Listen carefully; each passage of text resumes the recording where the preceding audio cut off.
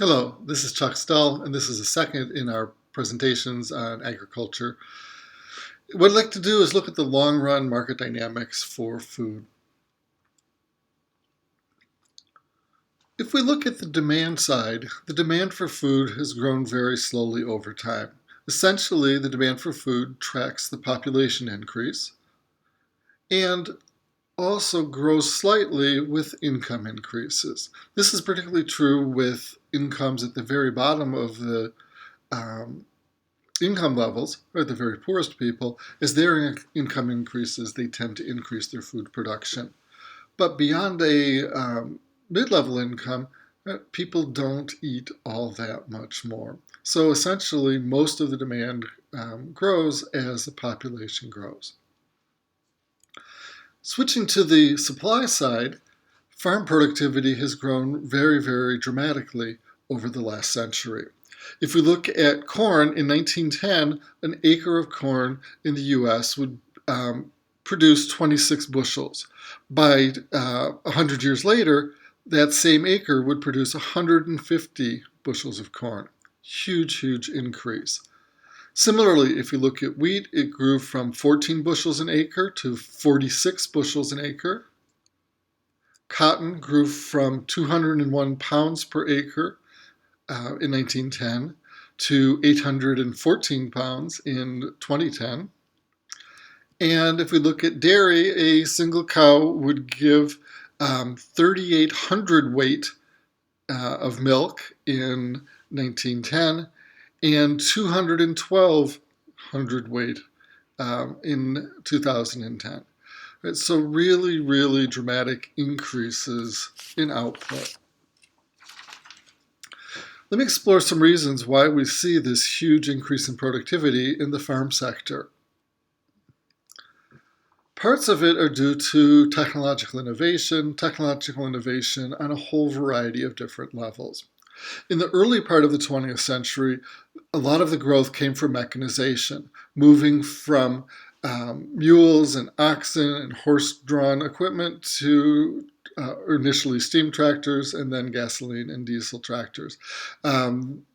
Over the century, the size, complexity, and specialization of farm equipment grew both in terms of cost and in terms of how productive it was.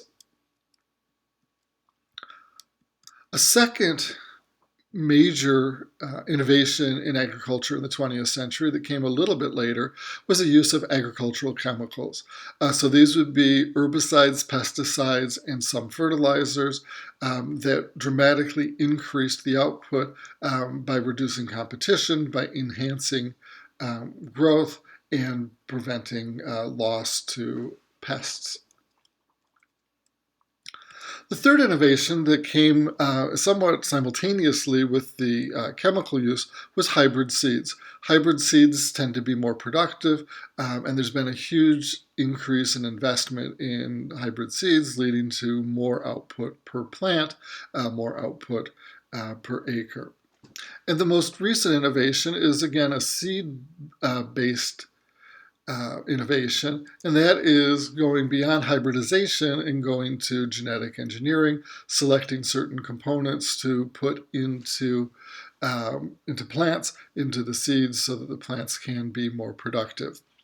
Now, there are questions, particularly outside the United States, about the environmental impact of environmental engineering, labeling of genetically engineered food, the health or possible health impacts of genetically engineered food. But in terms of output, in terms of productivity, genetic engineering really enhances how much crops can be grown at a particular level.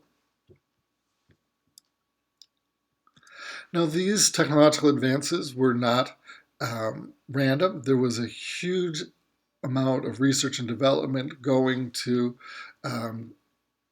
create these new inventions. Most of this wasn't done by individual farmers. Individual farmers are typically small scale.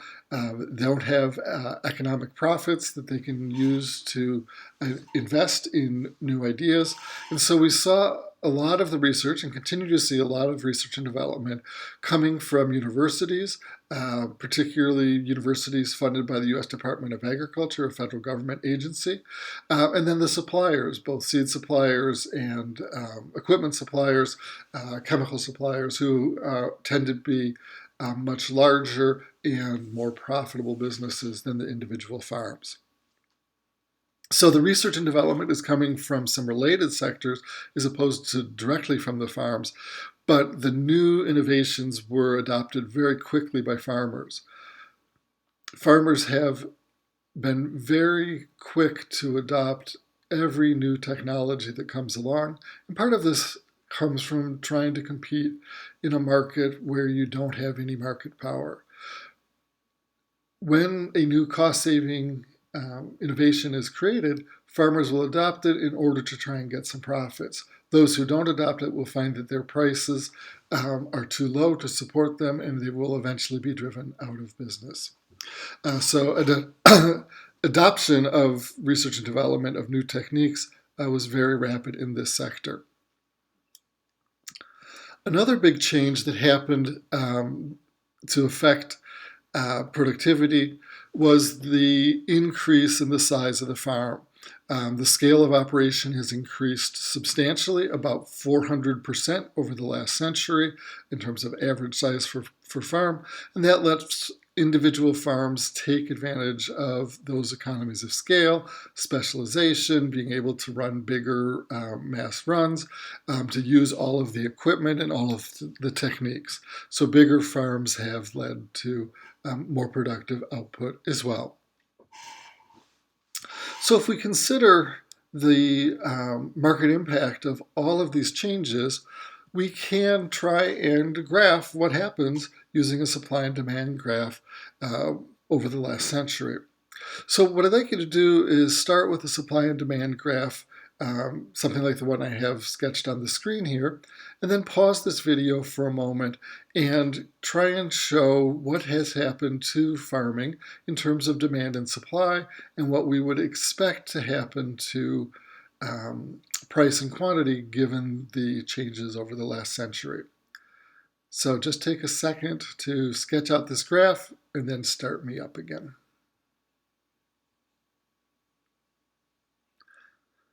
All right, let's look and see how this works. So we've had a very slow growth in demand. Essentially, population growth is driving most of this. On the other hand, all of those innovations, all of the technological changes have led to a rapid increase in supply. If we put both of those together, the small increase in demand, the large increase in supply, we can see that we're going to have a really interesting prediction in terms of what would happen in our food markets and our agricultural markets. So a slight increase in demand, big increase in supply will lead us to a new equilibrium. We'll drop from a fairly high price for food and a modest quantity to a really low price for food and a larger quantity. So our prediction, based on standard supply and demand, is that the prices for food should have dropped over the last century. This is very unlike the prediction of the Reverend Malthus, who said that we would eventually all starve. And it really has to do with those technological changes, right? That the food supply has grown faster than population growth. If we look at actual farm prices adjusting for inflation, or food prices adjusting for inflation, you can see that from 1910 to 2015, that our major grain crops have dropped dramatically in terms of their prices. But of course, we do see a lot of volatility there, as we discussed in the last presentation. Right, so in the long run, more food has been available for more people at lower prices.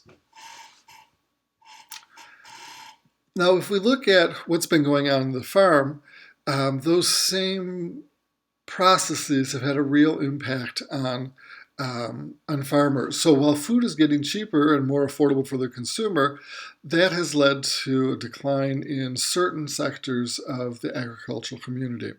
So we have had a decrease in farm employment from 13 million in 1920 to less than 3 million by the turn of the century.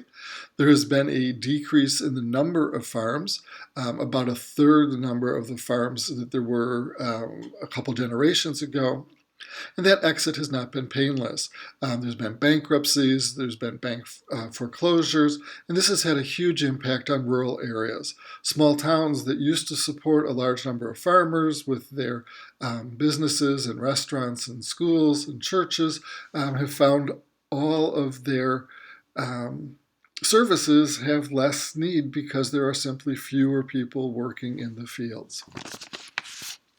And that has led to some policy that we will explore in a presentation later this week.